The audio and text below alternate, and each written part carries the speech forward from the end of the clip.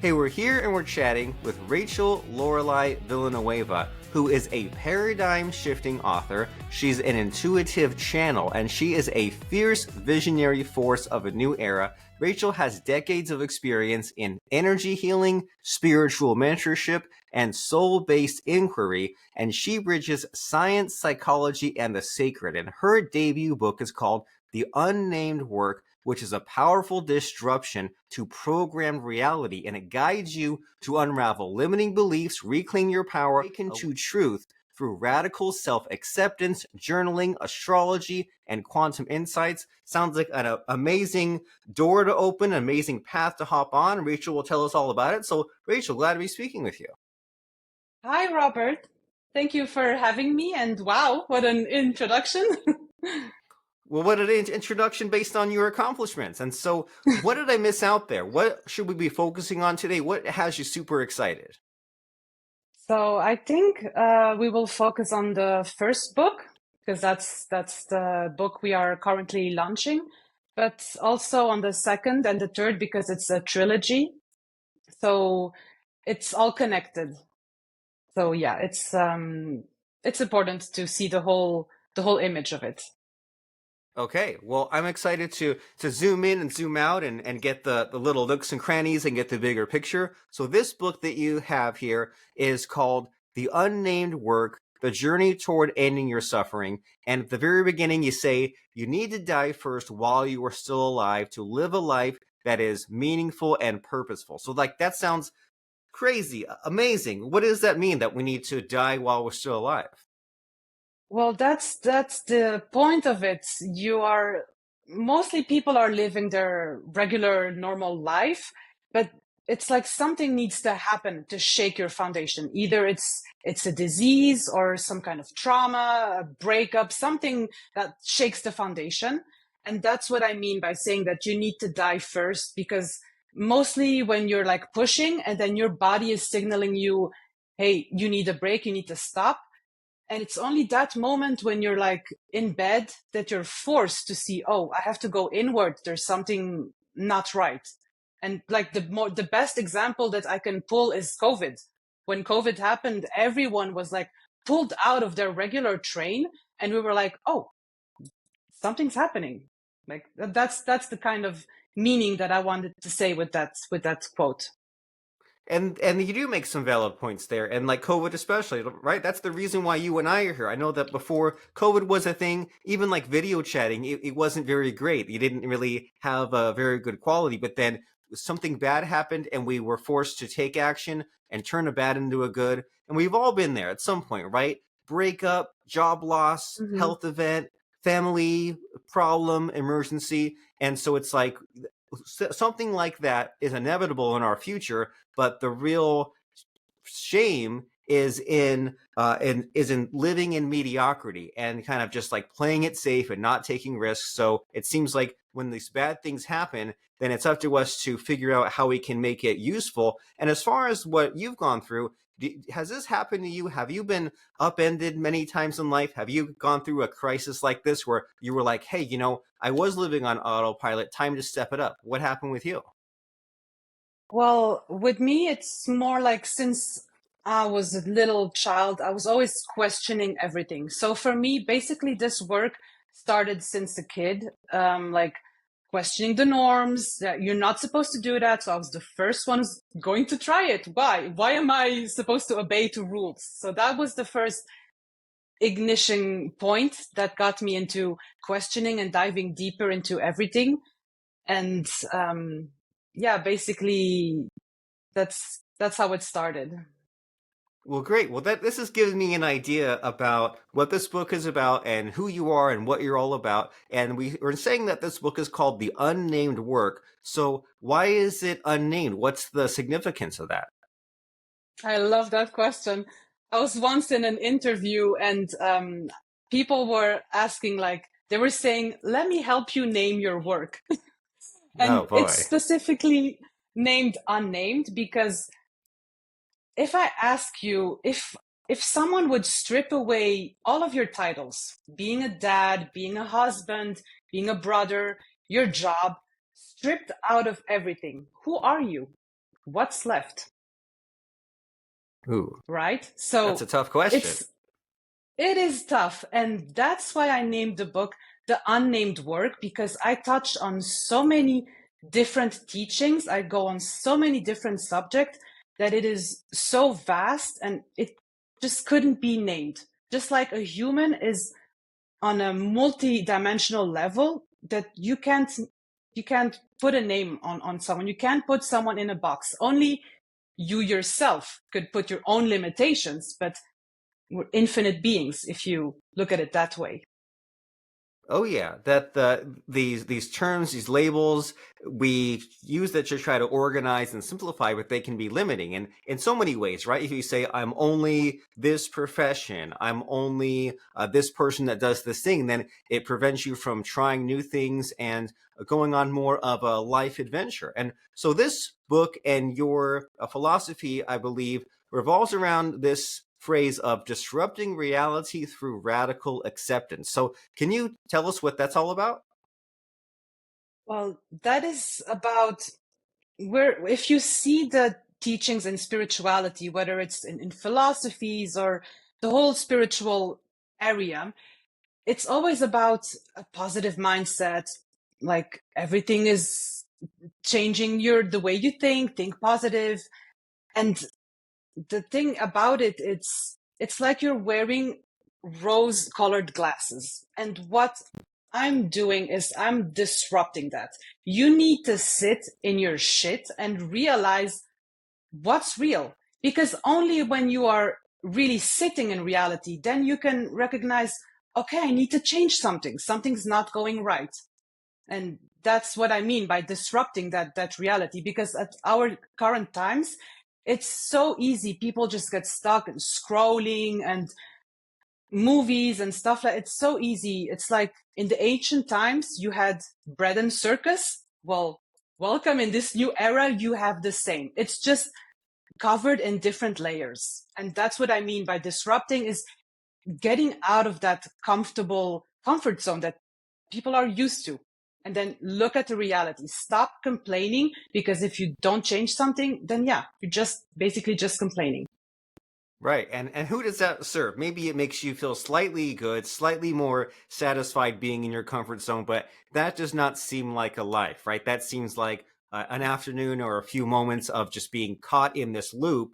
As you're saying, in older times it was bread and circuses. It was let's watch the lions rip each other apart. Let's watch the gladiators, and that distracts us from the problems in life, and then we don't really deal with problems. And now, man, the bread and circuses, it's 24 hours a day, right? The smartphones are always popping up, the TV, the news, the movies. And so we need to be thinking differently. And you always hear about people saying, well, like learn something, read something, jump into a book. And so that's why we're here to talk about The Unnamed Work, which I understand is a book that spans journaling, astrology, subconscious rewiring, and even ancestral biology. So sometimes someone says, oh, go read a book. But here we're saying, hey, this book might be completely different and unlike anything you've ever seen. It might be the thing to wake you up. So can you tell us about just like what's inside and how it's different from many self-help books out there? Well, what is different, it's that because it touches on so many different areas, it's like you have a menu card. It's like you have a map, and that's where the rubber meets the road. And it starts really easy, because I do dive in quantum physics and in deep topics, also like that ancestral healing.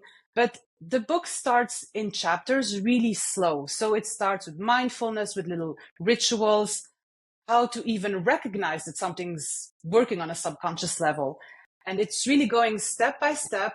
And the way I write in a way that's very introspective. So also, if I do dive deep, I will always pause and bring people back into a small ritual while they're reading. It's like they're drinking tea with me.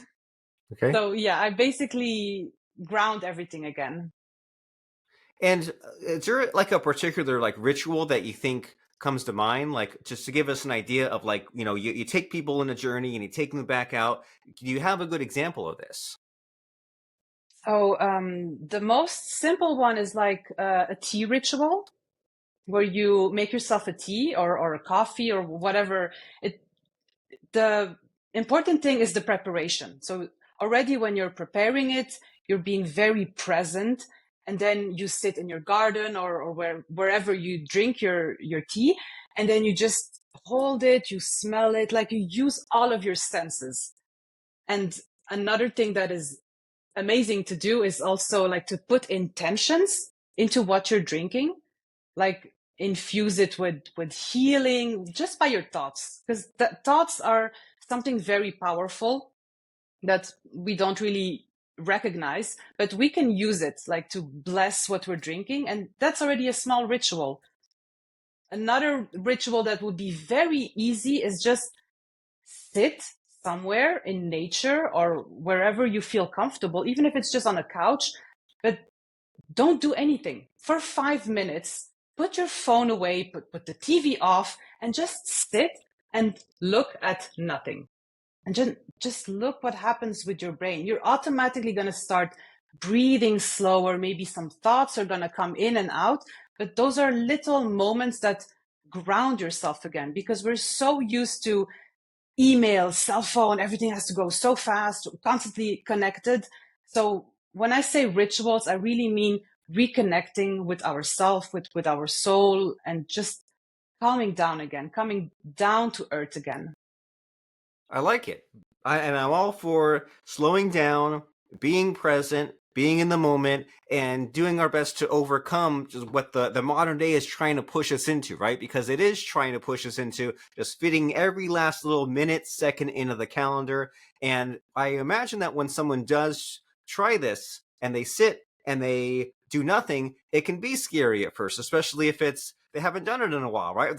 They're used to like, oh, I have to do this and that, and I hear this noise outside and the phone's pinging. It seems to be a lot of relearning, especially in this world where we've been disconnected and we're designed to be disconnected. And so this book, The Unnamed Work, it challenges cultural norms and mainstream science and even the roots of our belief systems. So are there any particular truths that come to mind that you think we should be re-examining?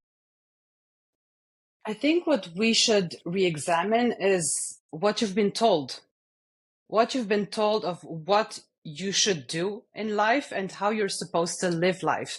A lot of people have forgotten that they are free people. We are free people. Just we forgot about it because we're used to be put in that box that you have to do this by that time, by that age, you have to be having this kind of job and you have to have this kind of status. And it's like pushing people to be on a train, and then the end goal is your pension. That's the end goal for people. Like work your whole life, basically, and then come the pension, you can finally enjoy life. But is that real? Is that true? All the things that people have been telling themselves how things are supposed to be, that's what I want people to question and to see, are you really in alignment with what your heart is telling you, with what you truly want to do? Because if your inner voice is saying something else, then you should be doing that. Yes. And we need to be asking these tough questions, right? And saying, well, hey, I'm not just on a track. I'm not just on this assembly line. If I'm unhappy, unsatisfied, if I know that I'm destined for something else, something better, something that's kind of more higher risk, higher reward, I should pursue that. And we promised at the beginning here that we would talk about the little pieces plus the big picture, right? Because you have the unnamed work, which I believe is your first book, but you say that there's a second and a third book coming that will be a trilogy. So what comes after healing, and what are these other books about? How do they connect? So the second book is very connected to the first one. The first book is all about healing and opening the eyes to reality, like we said. But the problem is, especially in spiritual teachings, we kind of got stuck in healing. And in my second book, it's called AI, Authentically Independent. That is actually marking the end of the healing era. And I know this may sound not so, people are not going to like it, but it's true. We've been in healing cycles and we've been spinning around, going from one teaching to the other. And at some point, it's like you take an onion and you peel the layers, and you arrive at the core where there's nothing left. And so people heal and then they feel empty and they're like, what's next? Like, they're not happy. And that's the problem. I believe that healing has its point and it's important, but until a certain point only, and it has to end. And that's the second book, what it's all about. Okay, so it's about the end of healing, and then you channeling that towards something greater. And so, what does that entail exactly? Like, what's like you said that it's not good for the finish line, so to speak, to be you get to that pension. But if someone says, I've got these bad habits, I've got this, I'm not proactive, I need to unlearn a lot of things, and then relearn. Like, what happens on the other side? Like, what can be achieved once we're free of the disconnect and the bad patterns?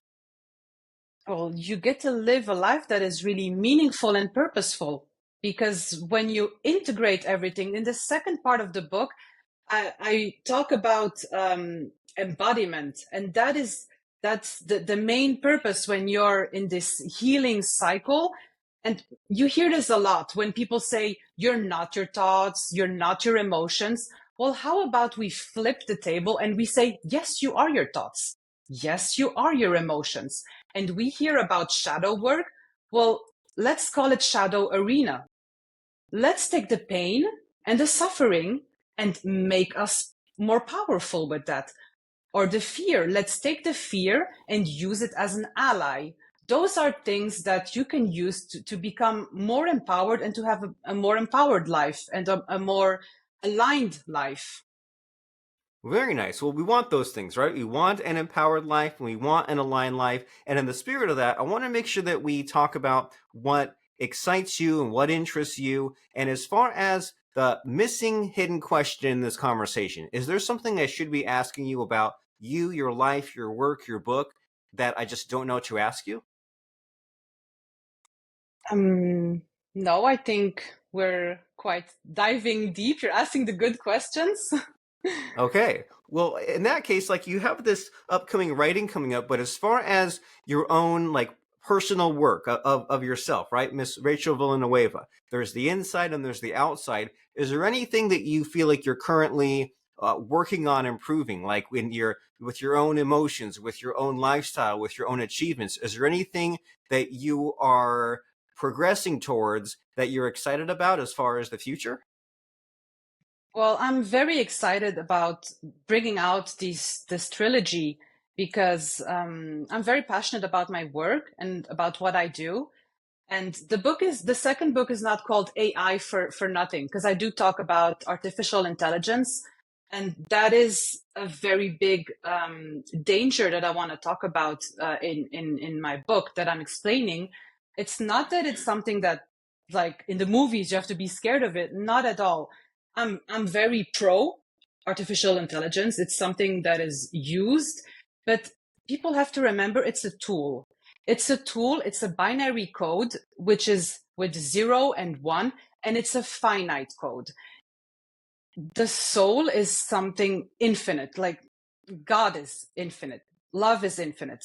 And people are forgetting to separate those things.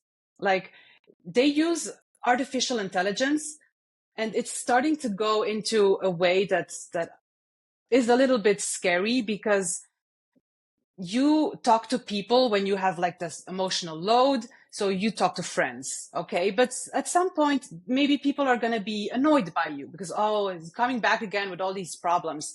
And that's the beautiful thing about humans. We are unpredictable, right? But AI will never be unpredictable. AI will always respond. It will always be there for you.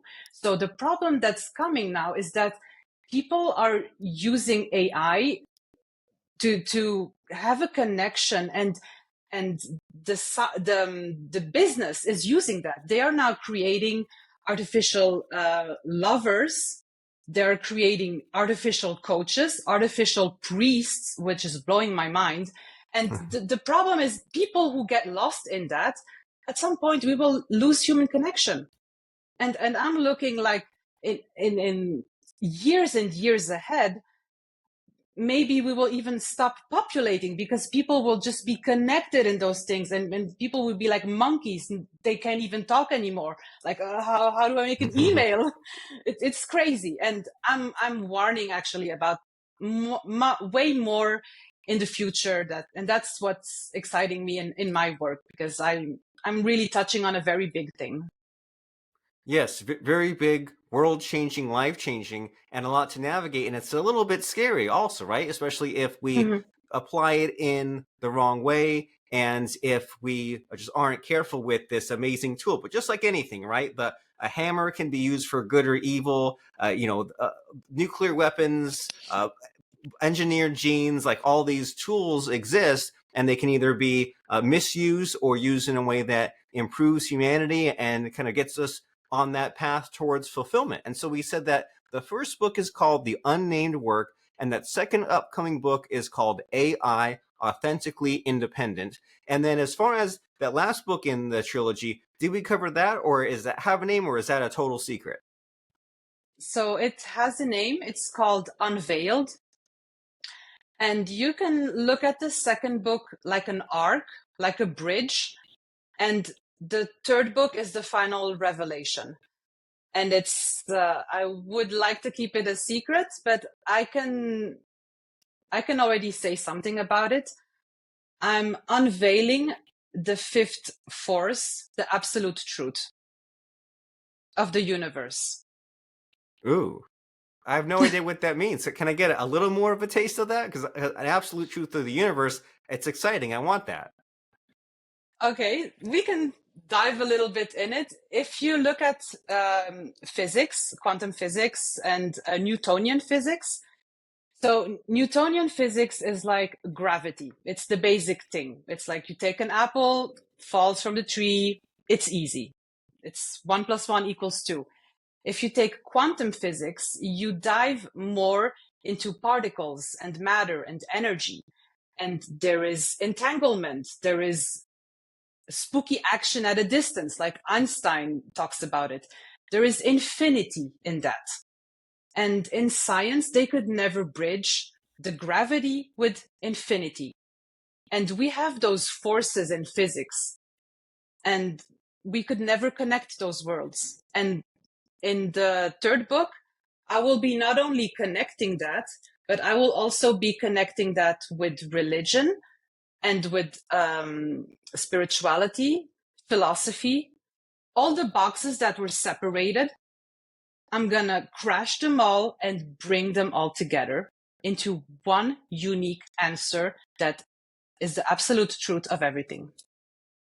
Amazing. Well, I can't wait. We have to get that trilogy done. That way we can dive in. So, Miss Rachel Lorelai Villanueva, I love your ideas, how sometimes you get into the mystical and the science, and you say, hey, here's what was normally said. Let's flip that around, or let's disregard that. Let's connect that. It really pays so much to get a new perspective versus where we're all stuck. And it's like we all get so stuck in that same routine, same habits, same people, same conversations, same input, output. And then you run out of time and you wonder, like, what happened to my life? Well, we need to be aware and alive about these ideas. We need to unravel these limiting beliefs, reclaim our power, and awaken to truth through radical self-acceptance, journaling, astrology, and quantum insights, which we can find out about in The Unnamed Work, which is a blueprint for embodied healing. And as far as some next steps here, Miss Rachel, people tune into a podcast and they say, hey, she had all these great ideas. I need to check out the book. I need some next steps. So what are those next steps? Where should someone go after listening to this conversation? Well, they can go on Amazon and search the book. And I would say start reading the first book, because what's coming next, that trilogy, it's gonna be mind blowing. And I think this is something that we've been waiting for. The world has been waiting for this. Yes, and you can either choose to say, hey, there's this new way of doing things, or I can just ignore it and keep on living in the same life, and you'll never escape polarities of desired and unwanted, but you do choose its perception. So what Rachel is telling you to do is go to Amazon.com and search The Unnamed Work, that's Unnamed, The Unnamed Work, and you'll find the book by Rachel Lorelai Villanueva, which will help you dive into various healing and transformational aspects of your life.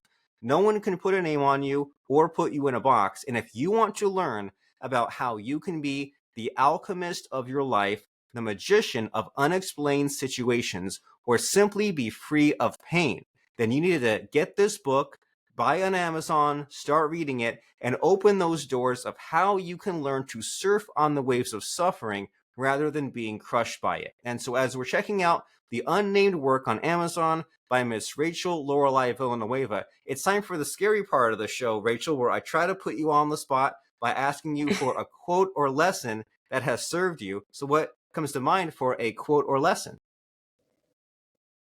A quote or lesson. That's difficult. I do write a lot of quotes by myself, so I could quote my own quotes. Ooh, that's great. But yeah, if you want to, I could quote one of mine. So I could say one of my favorite quotes that I have is that my words are like a sword that pierce through my own heart, or that can pierce through the world. Ooh, so what does that mean? Well, that means that I'm very introspective. I'm a very poetic person, and that's my work. And my work are deep words that sometimes they hit me myself when I'm writing, and yeah, hopefully to hit someone else when they are reading the book. But if I could say another quote is to remind the people that you're not broken. Society is spinning us into those cycles, and I just want to say you're not broken, you are whole, and that is holy. I like it. You're not broken. You are whole, and that is holy. And we've all come Yeah. across someone like Rachel in our lives, and we say, "Man, like she's amazing. She's so smart." Sometimes she puts things in such a way that even I hadn't considered that. And so, if you similarly are enthralled and amazed by what Rachel had to say today, well, there's more where that came from, right? You got a little bit of a taste on this podcast, and now it's time to get the full main course by going to Amazon.com, search The Unnamed Work. Get that book by Rachel Lorelai Villanueva and jump into this amazing literary journey where you can end your suffering, you can think in new ways, you can act in new ways, you can heal and transform aspects of your life. The Unnamed Work by Miss Rachel Lorelai Villanueva. Wonderful speaking with you today, Miss Rachel. Yes, thank you. It was wonderful. I really enjoyed it. Thank you so much.